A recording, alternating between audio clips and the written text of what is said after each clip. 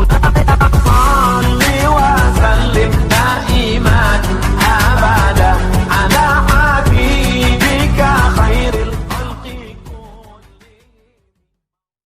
Alhamdulillahi Rabbil Alamin Wabihi nasta'inu ala umurid dunya waddin. Ashadu an la ilaha illallah wa ashadu anna Muhammadan abduhu wa rasuluh. Allahumma salli ala Sayyidina Muhammad wa ala alihi wa sahbihi ajma'in. Amma ba'd. Faqad qala Allah subhanahu wa ta'ala fi kitabil karim wa huwa asdaqul qailin. A'udzu billahi minasyaitonir rajim. Bismillahirrahmanirrahim. Ya ayyuhalladzina amanu taqullaha haqqa tuqatih wa la tamutunna illa wa antum muslimun. Wahai orang-orang yang beriman, bertakwalah kalian kepada Allah dengan sebenar-benarnya takwa, dan janganlah kalian mati kecuali dalam keadaan beragama Islam. Ayat ini tiap Jumat dibacakan khatib. Tidak sah khutbah Jumat apabila khatib tidak membaca ayat ini. Apabila ada perintah yang harus diulang tiap pekan, berarti perintah itu sangat penting. Ayat ini tiap Jumat dikomandangkan, berarti ayat ini pesannya sangat penting. Jangan kamu mati. Rasa-rasanya tidak masuk akal ini ayat. Jangan kamu mati. Berarti mati kita yang ngatur. Woi, jangan kau mati ya. Berarti mati kau yang ngatur. Orang kaya, orang miskin, raja-raja, rakyat biasa, ustadz, siapa yang ceramah? Senangnya kalau ustadz mati. Semua mati. Berarti yang jadi masalah bukan mati. Yang jadi masalah illa wa antum muslimun, kecuali dalam keadaan beragama Islam. Berarti Allah ingin ingatkan kepada kita, wahai warga Yogyakarta, kalian lahir agamamu Islam, khitan kalian Islam, nikah syariat Islam, identitasmu kau tulis agama Islam, tapi belum tentu kau mati dalam keadaan Islam. Adakah orang Islam yang mati dalam keadaan kafir? Ada. Yang mana itu Ustaz? Contoh aja, contoh. Jangan kau marah, jangan marah. Contoh. Lempox, ngelem. Jangan kau ketawa. Lem toh, nah campur lem Korea. Tidak mau terbuka mulutnya. Pas ngelem, mabuk setengah. Dia ambil naik motor. Bayangkan kalau orang mabuk setengah naik motor, dia listrik dikira aspal. Pak, mati kafir kodongo. Makanya anak muda, silakan kau jadi anak gaul, anak band-band, anak motor-motor, anak skater, silakan. Tapi jangan dekati yang namanya minuman keras. Vodka, whisky, Jenever, Donald, topi miring. Saya baca. Tuh, mati. Siapa lagi yang bisa mati dalam keadaan kafir? Contoh aja ini, jangan marah. Sabung ayam. Ada juga di sini. Didapat sama polisi, kejar sama polisi, jangan lari, masih lari, tembak peringatan, masih lari, tembak 2 kali, masih lari, tembak 3 kali, akhirnya tembak kakinya, kepalanya dikena. Saya tanya temanku ya polisi, bagaimana caranya kakinya kok tembak kok kepalanya dikena? Dia bilang soalnya waktu tembak dia jongkok. Pantas. Ini jangan kau musuhi polisi cowok. Oi, kau kira enak kalau hidupmu tidak ada polisi di Indonesia? Rumahmu dirampok, istrimu dibunuh, anak gadismu diperkosa, hartamu dijara, kau datang ke polisi. Tolong polisi, tegakkan hukum, cari pelakunya. Apa kata polisi? Mohon maaf, baru saja polsek bubar. Jangan ketawa, saya serius ini. Toh? Pun kalau ada polisi yang minta uang di jalan, biar anak SMP diminta juga uangnya, itu bukan polisi Indonesia, polisi film India. Itu film India kan 3 jam, nanti habis film baru dia datang.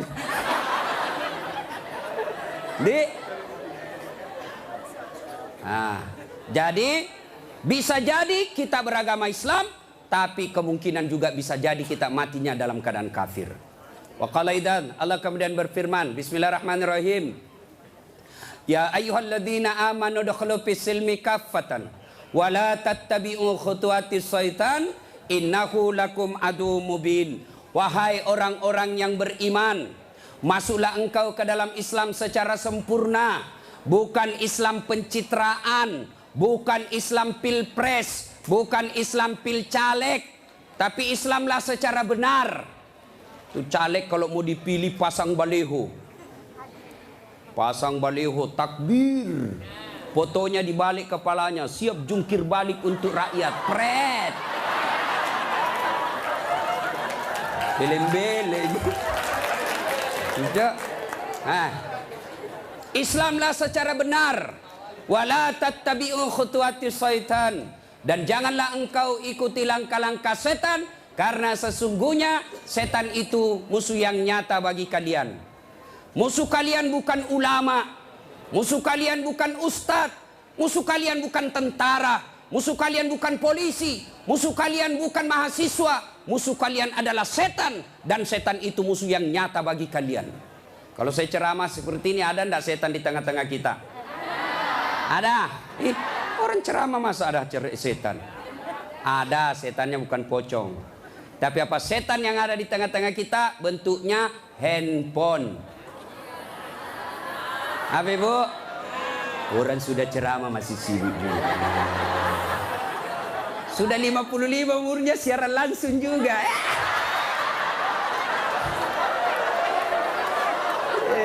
Gayanya. Woi, jangan siaran langsung. Saya tidak mau kalau ada siaran langsung. Simpan dulu HP-mu. Woi. Ibu-ibu yang pegang HP selama saya ceramah, saya doakan suaminya kawin lagi. Simpan dulu HP-mu. Simpan dulu. Simpan dulu HP, simpan dulu. Simpan ya. Bisa? Bu, ada ibu-ibu di Makassar ngefans betul sama saya. Usianya kira-kira 55 tahun. Saya heran, ibu-ibu aja yang ngefans sama saya. Saya lagi ceramah, dia belakangi saya. Barusannya ada orang saya ceramah di belakangi. Ternyata dia ambil HP-nya selfie. Baru dia tulis di Facebook, dia latar belakang Dasat Latif. Saya dijadikan background. Kok kira saya pot bunga? Selesai ceramah dia kejar, 55 umurnya. Selesai saya ceramah dia kejar. Ustadz boleh selfie? Boleh, rame-rame supaya tidak ada fitnah. Sudah dia ganti lagi gayanya. Udah ulang lagi. Ulang Ustadz, jelek saya bilang dalam hati. Biar kau ulang apa, mukamu yang jelek.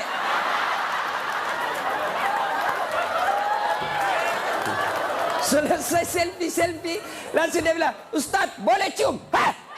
Haram, tidak boleh. Tidak nafsu Ustadz, cari barakah. Haram. Coba kau masih muda. Nakal. Simpan dulu HP ya, simpan dulu ya. Bu, bisa? Nah, wa qala idzan, Allah kemudian berfirman, bismillahirrahmanirrahim. Innallaha wa malaikatahu yusalluna 'alan nabi. Ya ayyuhalladzina amanu sallu alaihi wa sallimu taslima. Sesungguhnya Allah dan para malaikatnya bersalawat kepada Rasulullah Muhammad sallallahu alaihi wasallam, maka wahai orang-orang yang beriman, bersalawatlah kalian kepada Rasulullah dengan sebaik-baik solawat. Saya mau dengar mana lebih kencang suaranya, ibu-ibu dengan bapak-bapak. Kita tanding malam ini, siap? Siap? Yuk cowok-cowok, terutama ini cowok jomblo fisabilillah. Kau diam dulu, kita dengar dulu ini ibu-ibu salawat ya. Ayo bu, ayo bareng-bareng bu. Salatullah, salamullah, ala toha Rasulillah. Salatullah, salamullah, ala yasin. Alhamdulillah. Ini bukan kencang, ini namanya syahdu. Suara begini yang kasih nafsu laki-laki. Makanya cewek, kalau kau ditelepon cowok, jangan kau kasih syahdu suaramu. Assalamualaikum, waalaikumsalam. Bagaimana orang tak nafsu sama kau? Lagi di mana, Dek? Di rumah aja, Kak. Kau tegas dong. Sebagai cewek muslimah, jangan kau mendayu-dayu. Assalamualaikum. Waalaikumsalam. Lagi di mana? Di rumah. Ngapain? Apa tanya-tanya? Berhenti. Ini Waalaikumsalam. Ibu-ibu diam, kita dengar ini cowok-cowok. Ayo, cowok, jangan mempermalukan jenis kelamin. Ayo. Ayo. Diam ya, diam. Kita dengar ini cowok. Yuk. Salatu Mullah ala toha Rasulillah. Salatullah ala Yasin. Masya Allah. Terima kasih. Sudah Bi Bos. Overdosis kok. Kita diam semua. Kita dengar ini di atas. Ayo, duduk ngambil gaya lo. Ya, ayo bareng-bareng. Yuk. Sholat. Love it. Ini mau poligami, Fred.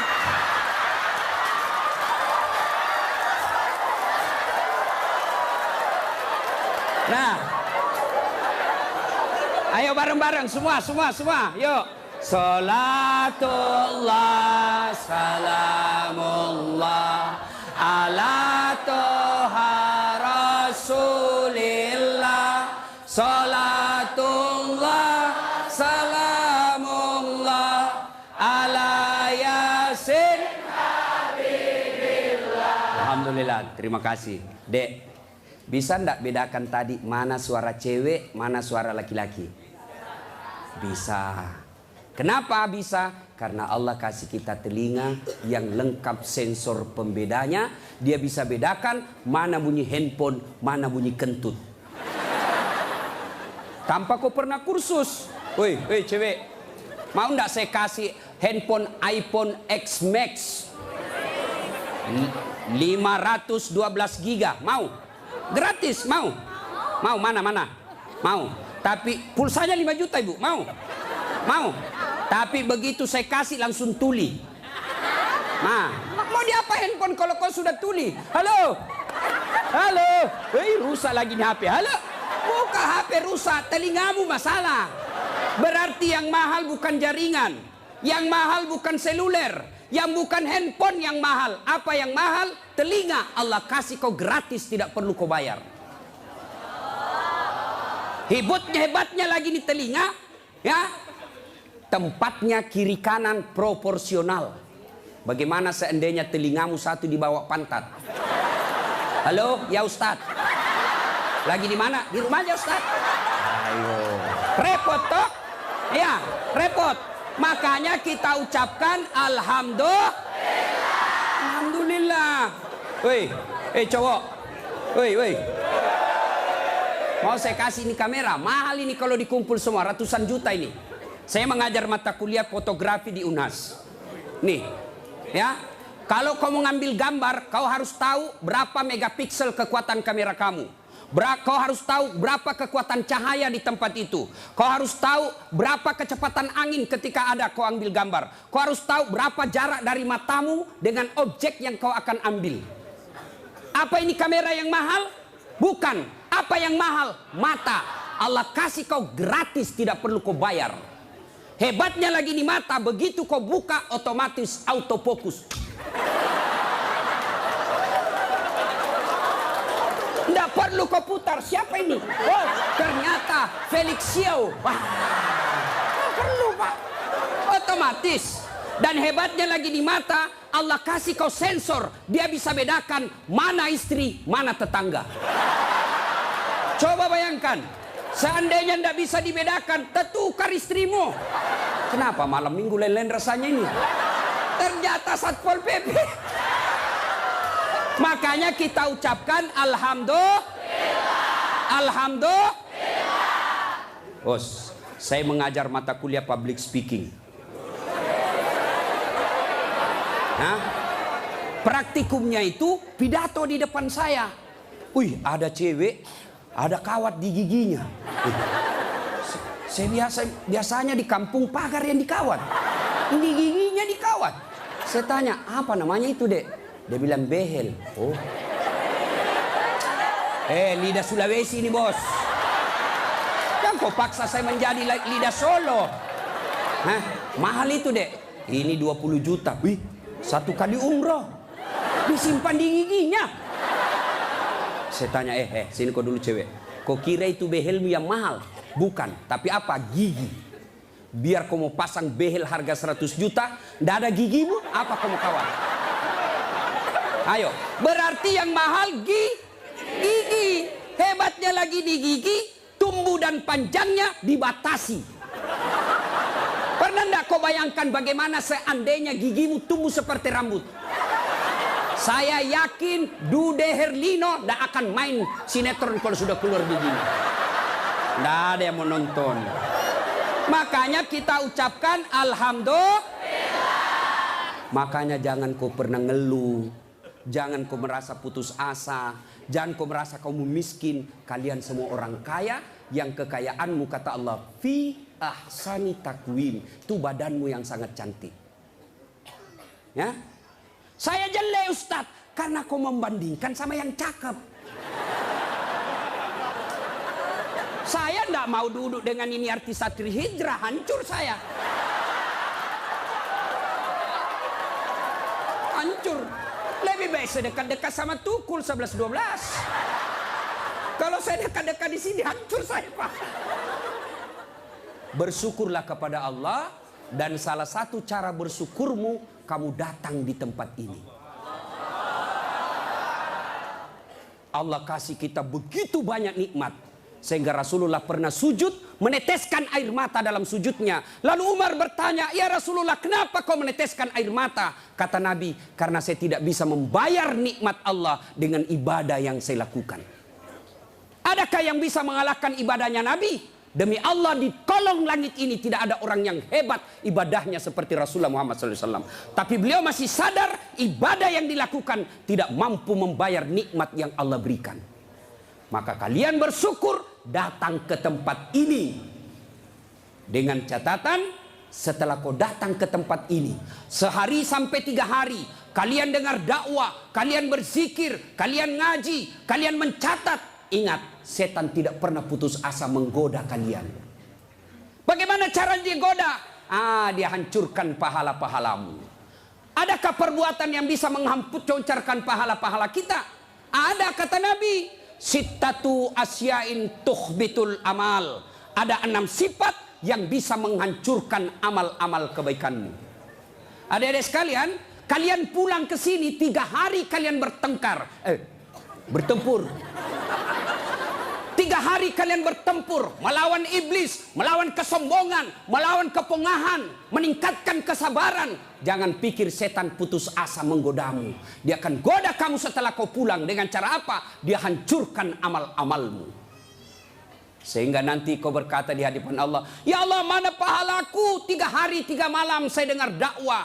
Allah menyatakan, memang dulu ada pahalamu, tapi hancur oleh karena perbuatanmu sendiri. Apa gerangan yang menghancurkan amal itu? Kata Nabi, 1, al-istighalu bi'uyubil khalq. Suka sekali cerita kejelekan orang, dia lupa kejelekan dirinya sendiri. Gosip, gibah, penyakitnya. Bu ibu. Nabi ketika Isra Mi'raj diperlihatkan, bawa Nabi ke surga, Masya Allah banyak perempuan. Masuk ke neraka, na'udzubillah min dzalik, lebih banyak lagi perempuan. Kenapa? Kata Nabi, karena 2 hal. 1, dia tidak mampu mensyukuri nikmat berupa suami. Dan yang kedua, dia tidak mampu menjaga mulutnya. Penyakitnya ibu-ibu. Saya ajak lewat tadi, masih ada yang gosip. Begitu saya dilihat, dia bilang, itu juga bajunya yang di YouTube. Sibuk. Kenapa? Saya pakai baju kok yang sibuk. Kang gosip. Jengkelku. Kenapa kok gosip saya? Bu, halo ibu. Penyakit ibu-ibu yang tidak bisa dikendalikan, hawa nafsu menceritakan kejelekan orang. Kalau laki-laki kumpul paling dicerita, wih itu anak sayang Yang pertama cakep tapi beleng-beleng. Itu yang kedua cakep, tapi ya dongok. Itu kan. Paling kita itu, wah itu motor saya rewel, itu mobil saya yang tua, wah sedikit-sedikit mogok lagi, itu atap rumah saya bocor. Paling kalau bapak cerita itu, tapi coba kalau ibu-ibu. Pertama dicerita sinetron, jelek betul sifatnya itu ya. Iya toh, langsung tetangga jadi korban. Kumpul begini tuh masih ada gosip. Apa? Dia enggak ngomong tapi matanya dong. Apa?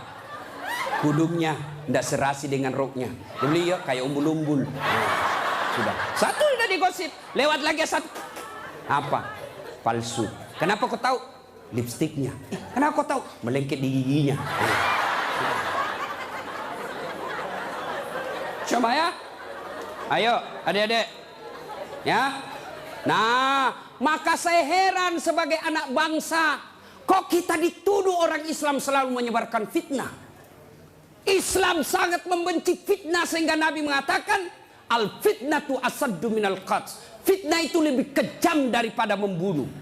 Jadi pemain buser. Apakah namanya itu? Cocok nih. Baser, apakah itu? Yang suka cari-cari duit dari menyebarkan fitnah. Hah? Yo itu baser. Hah? Manalah. Tidak adalah kita orang Islam. Suatu kali Nabi menyampaikan, barang siapa yang mengucapkan 2 kalimat syahadat, diyakini sampai mati pasti masuk surga. Abu Hurairah senang dengar ini. Lalu Abu Hurairah berlari-lari kecil menuju ke pasar. Dengan tujuan apa? Dia mau menyampaikan berita gembira ini. Lalu didapat Abu Bakar oleh Umar. Abu Hurairah, kau mau pergi mana buru-buru? Saya mau menyampaikan berita penting. Apa itu? Barusan saja saya dengar menyampaikan Nabi, siapa yang syahadat, yakin sampai mati, pasti masuk surga.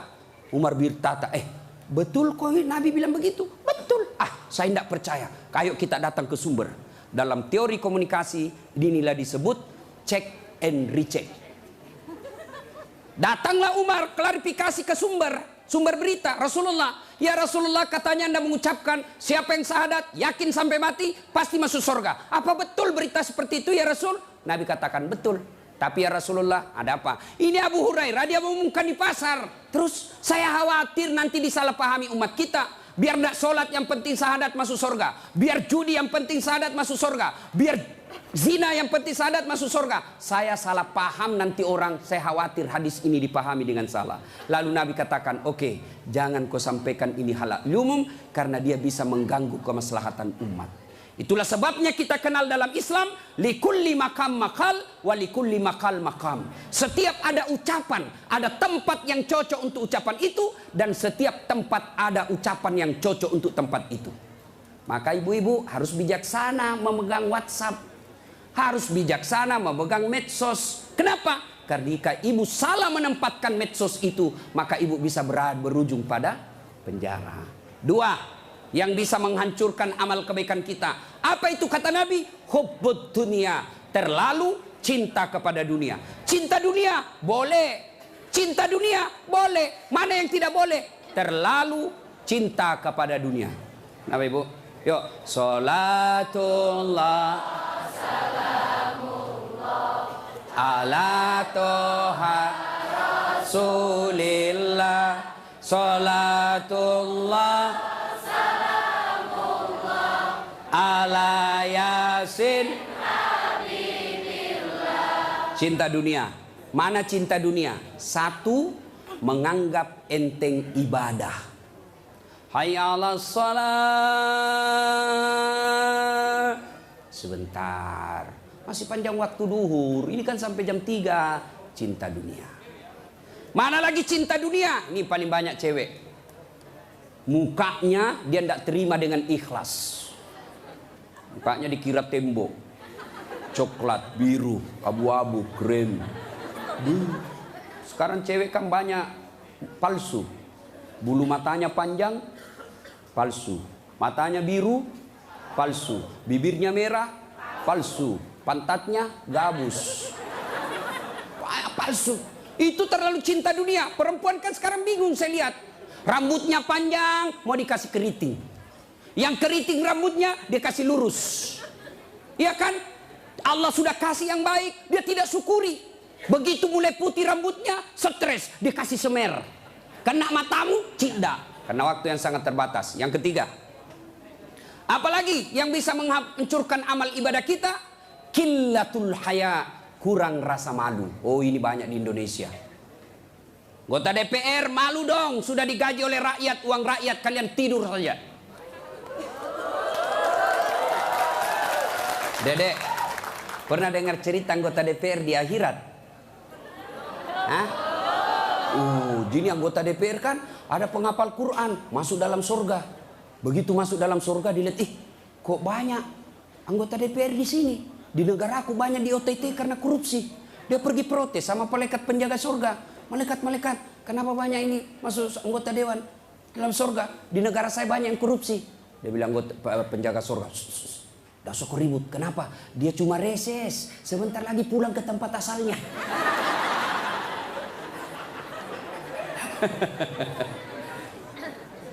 Terlalu cinta kepada dunia dilarang oleh agama. Maka oleh sebab itu kita diberikan hanya syukuri nikmat yang Allah berikan. Yang ketiga, qillatul haya, kurang rasa malu. Malu dong menyebarkan fitnah. Malu dong jadi artis tapi menyebarkan syahwat. Malu dong jadi pejabat tapi korup. Malu dong jadi kontraktor tapi rampok. Pernah dengar cerita kontraktor di akhirat? Hah? Oh, ini penghuni akhir, penghuni surga sama penghuni neraka baku SMS. SMS-an dia. Bilang penghuni surga, "Mas bro, bagaimana kabarmu di situ?" "Bah, enggak ada enak di sini. Di blender terus kita di sini. Enggak ada jam istirahat." "Kau di situ bagaimana kabarmu di surga?" "Masya Allah, enak betul. Satu laki-laki, 7 bidadari." Bayangkan Pak, 7. Dan itu bidadari tidak pernah kentut. Seperti istri kita di rumah 7 kali kentut satu hari. Enggak pernah kentut. Perawan terus. 7 bidadari. Sampai jam berapa?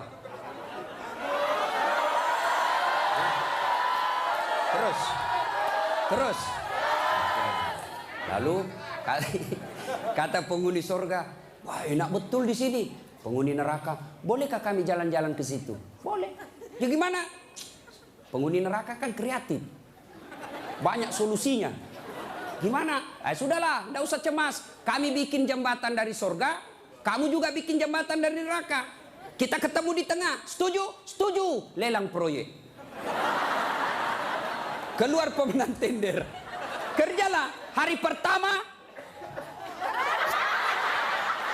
hancur juga ini Ustaz. Aduh. Nasib sial saya ini malam. Uang merah kek.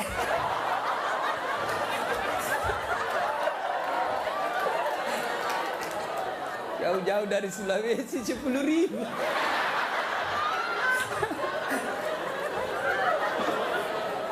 Nah, lalu dia bilang, hari pertama proyek dari neraka selesai 50%. Hari kedua selesai 70%. Hari ketiga tuntas, efektif dan efisien. Selesai proyek. Sampai di tengah dilihat-lihat di proyek dari surga. Kenapa belum mulai-mulai? Dia teriak lah, ini dari neraka. "Mas bro, kenapa kau belum mulai proyekmu? Kami sudah sampai di tengah sesuai perjanjian. Kenapa kau belum mulai?" Kata penghuni dari surga, "Bagaimana mau dimulai? Pemborong, kontraktor, pengawas, panitia, ada semua di situ."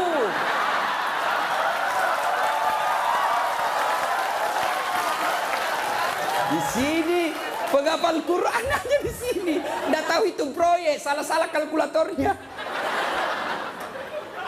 Ya, cinta dunia, ya, kurang rasa malu.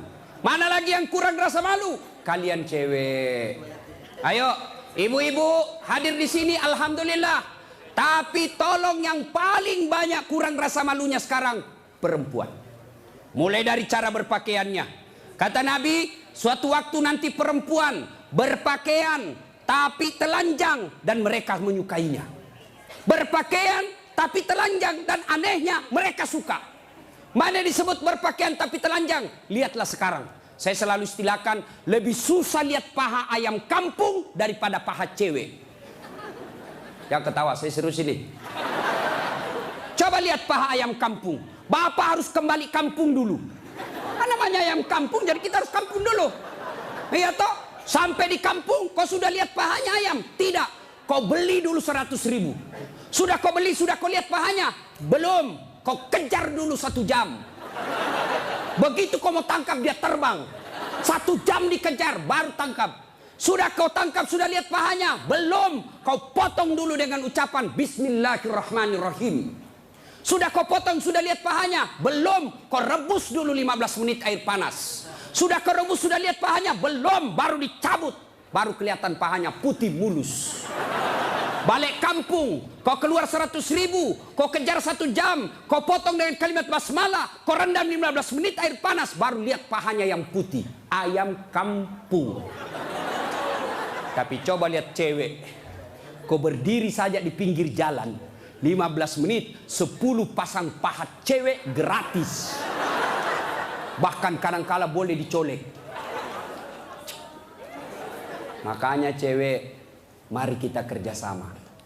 Kami laki-laki jaga mata, tapi tolong Anda cewek jaga akhlak. Biar kami setengah mati jaga mata, kalau kalian gentayangan habis amal kami.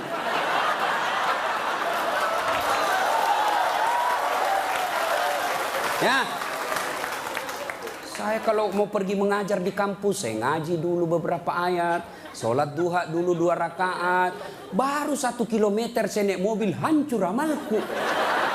Sebelah kanan ketek, sebelah kiri dada, di depan paha. Nggak mungkinlah saya jalan terus begini, tiang listrik ku tabrak. Hei cewek, woi, mari kasihani mata kami. Dilihat haram, tidak dilihat barang bagus.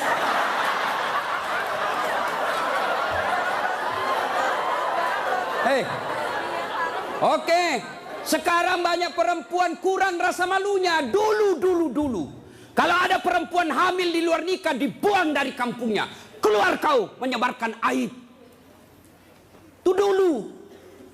Dulu perempuan meskipun belum pakai jilbab, tapi dia jaga harga dirinya. Saya zaman SMA kan belum ada jilbab.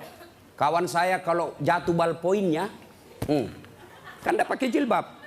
Dia pegang dulu ini, lalu dipegang roknya di bawah, baru dia dongkok begini.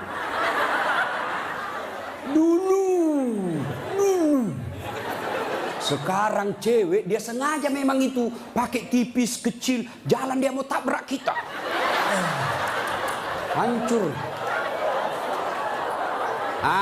Maka kalian akhwat yang datang di sini pengajian selama 3 hari 3 malam, tolong selamatkan saudara-saudara kalian akhwat-akhwat supaya mereka tidak pakai begitu.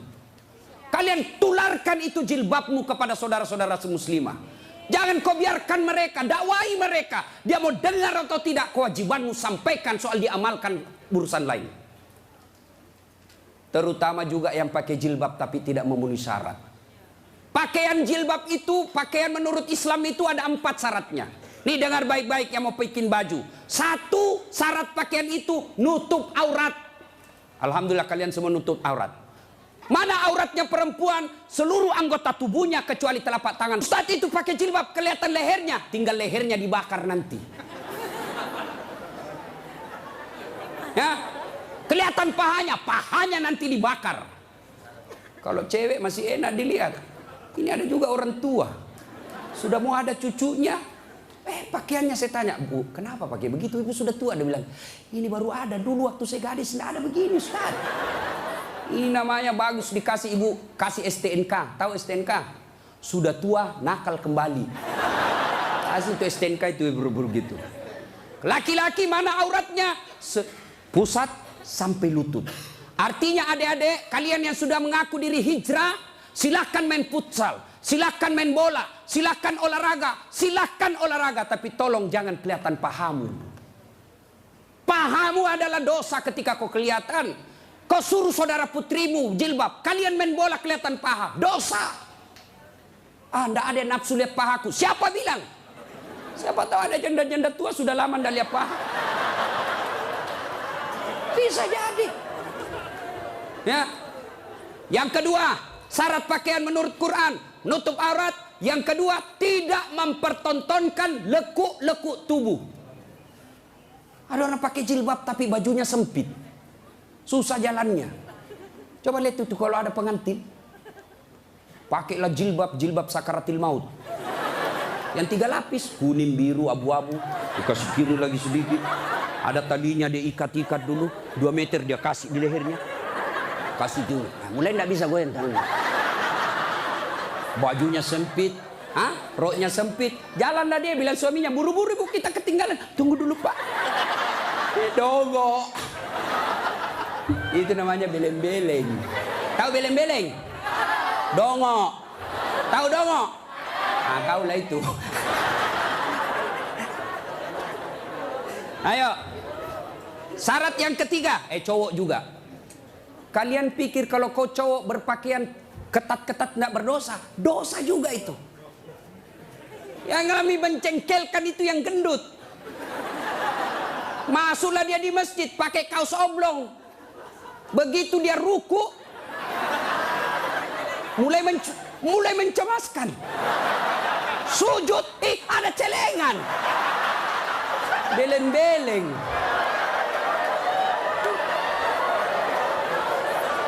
Nah, yang ketiga, syarat pakaian yang ketiga, saya ulang, tutup aurat, tidak mempertontonkan lekuk-lekuk tubuh. Yang ketiga, pantas. Apa maksudnya? Kalau saya alumni apalagi Muslim United, saya alumninya, 3 hari 3 malam saya dengar dakwah, maka sebaiknya pantas tidak saya berpakaian begini. Saya pengurus remaja masjid, pantas tidak saya berpakaian begini. Saya muslim terhormat, pantas tidak berpakaian begini. Saya pejabat, pantas tidak saya berpakaian begini. Saya muslimah, pantas tidak berpakaian begini. Tanya kepantasannya. Itulah sebabnya agama Islam mengajarkan ketika kau berpakaian, tanya, yuk pantas tidak pakaian begitu. Dan ini pakaian ternyata menyelamatkan kita dari dosa. Mana buktinya? Saya kemana-mana saya pakai begini. Cuma kadang-kala dia gosip saya itu pegawai bank. Kan saya mana-mana pakai sarung. Saya masuk nabung, ada pegawai apa sih itu yang namanya terima duit? Teller. Hah? Iya teller. Dia gosip. Dia apa? Salah masuk. Dia kira masjid. Dia kira saya masuk masjid, saya pakai sarung. Saya dengarlah saya, kenapa? Saya pakai sarung kau yang sibuk. Nggak jadi saya nabung, pulang saya. Orang kalau pakai muslim begini, baju koko, gamis, insya Allah terpelihara dari dosa. Saya jalan tiba-tiba di mall banyak cewek cantik, nggak mungkin saya lihat. Kenapa? Saya malu. Masa Ustadz lihat cewek cantik? Terpaksa dilihat, ya lihat sedikit aja. Sudah. Ayo, ibu-ibu, mau ndak suamimu terhindar dari tempat-tempat maksiat? Keluar, suruh pakai peci, pakai songkok, pakai gamis. Ndak mungkin dia pakai begini pergi main biliar. Maka suruh pakai itu. Ada di Makassar, saya sudah suruh pakai Ustadz, tapi di mobil dia ganti. Memang sudah tabiatnya itu sudah bajingan. Yang keempat, syarat pakaian yang keempat adalah indah. Ternyata Allah tidak meninggalkan keindahan. Allah tidak melarang kita keindahan dalam berpakaian, tapi dengan catatan tertib aturannya. 1, tutup auratmu. 2, jangan kau tontonkan lekuknya. 3, pantas. 4, indah. Ini sistematis, tidak boleh ditukar. Sayang 1000 sayang kita bikin pakaian. Indah nomor 1, nutup aurat 19. Akhirnya pakaian kita seperti yang kita lihat sekarang ini. Yang di atas turun ke bawah, yang di bawah naik ke atas, ketemu di tengah, tipis, sempit, kecil. Dongo. Nah, qillatul haya, kurang rasa malu. Yang keempat, yang bisa menghancurkan amal kebaikanmu kata Nabi, qaswatul qalbi. Apa itu? Keras hati. Apa itu? Tidak mempan nasihat. Selesai dengar ceramah tidak ada perubahan. Apa malah dia bilang? Siapa panggil itu Ustadz dari Sulawesi? Saya. Lain kali tidak usah undang. Kenapa? Tidak enak ceramahnya. Kenapa? Masa 6 dia bahas saya terus dia kena. Keras hati kau. Selesai dengar ceramah, larang merokok, malah dia bilang, apa tahu rokok apa? Memangnya saya minta duitmu? Keras hati. Ada perokok di sini? Ada? Saya doakan kalian berhenti merokok. Coba dengar itu calon-calon istrimu. Itu biasa orang merokok kayak kurang kerjaan. Itu aja dikerja 10 menit.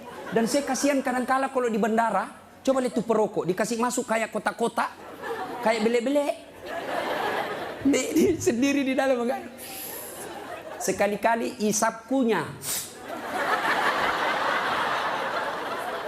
Jangan kau sebarkan itu asapnya ke kita.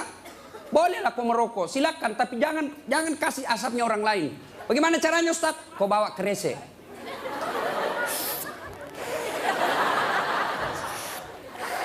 Itu bebas polusi. Ibu-ibu setuju enggak suaminya berhenti merokok? Kalian membenci 9 naga. Kalian membenci mereka-mereka itu. Tapi kalian beli rokoknya. Kalau kalian mau hancurkan mereka, berhenti kau merokok. Lebih baik itu rokokmu anak muda, kau tabung, lamar cewekmu. Kau juga cewek, jangan terlalu lama mau dipacari. Ini pacaran Islami, Ustaz. Pret. Pacaran syar'i. Mana ada pacaran syar'i, cilaka? Dengar ini cewek. Kau sudah 2 tahun dipacari, tidak dilamar-lamar. Berhenti kau. Kasih tahu itu cowokmu. Motor aja dicicil 1 tahun sudah lunas. Kamu sudah 2 tahun dipacari, tidak dilamar-lamar. Modal 10.000. Roti 1, teh botol 1, autan 2. Modal 10.000 malam minggu. Qaswatul qalbi. Keras hati, tidak mempan nasihat. Mereka yang selesai dengar dakwah tapi tidak ada perubahan, itu yang disindir oleh Allah. Watawa'un alaihim a'anzartahum la yu'minun. Kau sampaikan ayat Allah atau tidak, kau ceramai atau tidak, sama saja mereka tidak akan beriman. Keras hati, habis amalmu. Yang ke-5, penghancur amal, tulul amal. Apa itu? Panjang angan-angan alias malas. Dan yang ke-6, wadzalimun la yantahi. Perbuatan zalim yang tidak bisa dihentikan. Zalim kepada Allah, tidak sholat. Puncak kesaliman kepada Allah, tidak sholat. Ada yang malas sholat di sini? Ada? Adik-adik, mau jadi direktur, mau jadi pegawai, mau punya rumah yang mewah, gampang. Perbaiki sholatmu. Kecil buat Allah kasih kau mobil. Kecil buat Allah kasih kau rumah yang mewah. Allah cuma minta sempurnakan sholatmu. Ada di sini yang tidak ada masalah? Ada? Ini malah muka-muka penuh masalah semua ini. Mana ada manusia tidak ada masalahnya? Istri cantik, kau kira bukan masalah? Masalah digoda orang. Apalagi kalau suaminya jelek, lebih masalah lagi. Berarti bagus kalau istri jelek. Istri jelek dihina orang, kita lagi yang malu jalan sama dia. Duluan aja dek, nanti kita ketemu di gedung.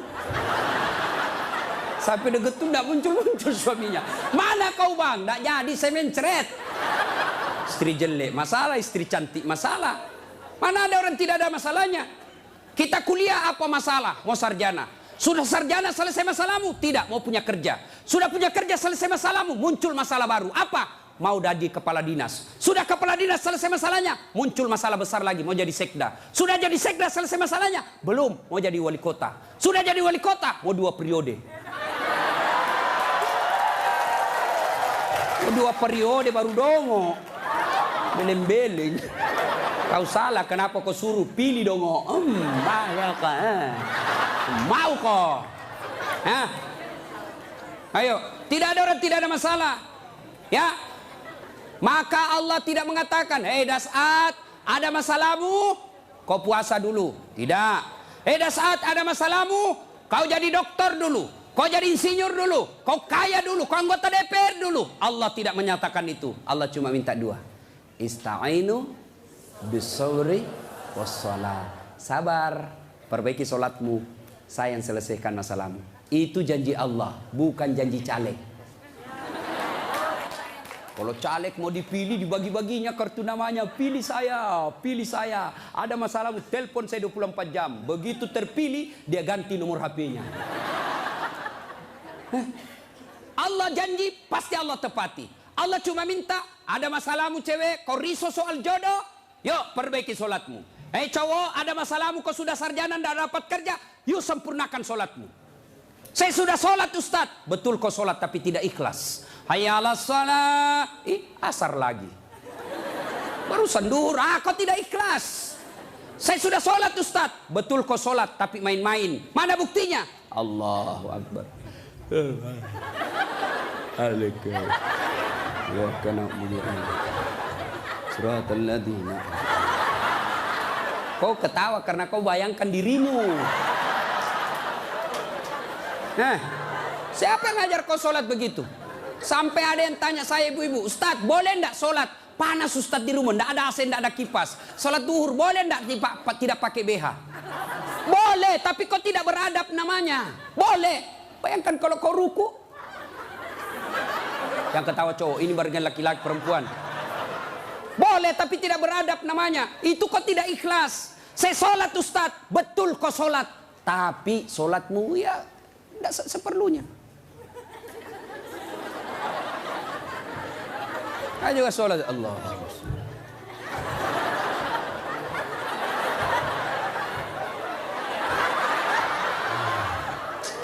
30 tahun kau sholat kalau begini gayamu bos. Adik-adik, kau punya handphone? Ibu-ibu punya handphone? Waktu beli handphone itu ada buku pedoman kan? Iya. Dan di situ dicatat merah tebal buku pedoman petunjuk pemakaian handphone. Dicatat besar-besar. Catatan penting, baca buku pedoman ini sebelum penggunaan handphone. Handphone aja kau pakai itu belum tentu untuk kebaikan, ada buku pedoman penggunaannya. Sholat kalian yang pakai 5 kali sehari semalam paling sedikit, lalu kenapa kau tidak pernah buka buku pedoman sholatmu? Ya, maka bu bapak perbaiki saja sholat, insya Allah selesai masalahmu. Solim. Zalimun la yantahi. Perbuatan zalim yang tidak bisa dihentikan kepada Allah. Yang kedua, zalim kepada jenis kedua, zalim kepada sesama manusia. Tidak usah zalim kepada tetangga. Ibu-ibu zalim kepada suaminya. Mana ibu-ibu zalim kepada suaminya? Suaminya dijadikan tahanan kota. Baru keluar 1 jam ditelepon. Di mana kau pak? Di mana kau? Keluar kau, pulang kau. Bagaimana kita tidak cepat mati? Kita keluar, kau cari sampai di rumah, kau maki-maki. Baik kalau kau cantik, berat badan makin nambah. Duduk makan canggoma, nonton sinetron ngangkat ketek sambil menguap. Kita di jalan semua harum cewek-cewek, sampai di rumah la haula wala quwwata illa billah. Suami zalim kepada istrinya. Contohlah Rasulullah, ya. Rasulullah itu sangat romantis. Maka orang yang zalim kepada Allah adalah tidak menunaikan kewajibannya kepada Allah. Zalim kepada sesama manusia, hak-haknya orang dia serobot. Dan yang ketiga, zalim kepada diri sendiri. Apa zalim kepada diri sendiri? Dia sudah tahu maksiat, tapi dia tetap lakukan. Maka menghindari semua itu, kita hadir di tempat ini sebagai wujud kita cinta kepada Allah. Mudah-mudahan kesalahan-kesalahan kita diampuni oleh Allah Subhanahu wa taala. Banyak yang ingin kita sampaikan, tapi waktu jualah yang membatasi kita. Insya Allah lain waktu dan kesempatan kita akan lanjutkan. Kalau masih mau dengar ceramah saya, gampang. Gimana caranya Ustadz? Ambil handphonemu, buka YouTube, tulis nama saya Dasat Latif. Keluarlah ceramah saya ratusan. Sudah itu jangan lupa kasih tanda begini. Yang ketawa saya serius ini bos. Yang kau kasih begini. Kalau kasih begini dia cari kau malaikat pencabut nyawa. Masa ceramah kau kasih begini? Dah enak perasaan kau lihat ceramah kasih begini bos. Kalau kau tidak senang ya sudah, tidak usah komentar. Cuma cepat habis kota, 1 jam habis menguras kota. Maka saya sediakan ceramah yang tidak menguras kota. Gimana caranya? Follow saya di Instagram. Das Atlatif 1212. Das Atlatif 1212. Sudah ku follow Ustaz, tidak mau tak putar ceramahmu. Hakul yakin dada datamu. Kau beli kota dulu ya. Nah, sudah ibu bapak, mudah-mudahan ada manfaat. Sebelum kita akhiri, mari kita kirimkan suratul Fatihah kepada Rasulullah Muhammad SAW. Khasiat dan keutamaannya kita ikhlaskan untuk mereka yang merintis pembangunan masjid ini, yang terkenallah masjid ini seluruh jagat Indonesia. Masjid ini adalah masjid pergerakan umat Islam di Yogyakarta. Mari kita doakan, mudah-mudahan orang-orang yang berpartisipasi dalam pembangunan masjid ini dan pelaksanaan acara ini, Allah mudahkan hidupnya, Allah balas segala kebaikannya, Allah angkat derajatnya, dan jika kelak menghadap kepada Allah, Allah hadapkan dalam iman dan Islam. Al-Fatihah. Bismillahirrahmanirrahim.